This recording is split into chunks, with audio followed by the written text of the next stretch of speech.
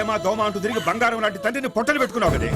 నిన్ను కన్న పాపానికి పరువుగా బతికిన మాస్టర్ తలెత్తుకోలేక ఆత్మహత్య చేసుకున్నాడు. చిచి, నీది ఒక జన్మేనా?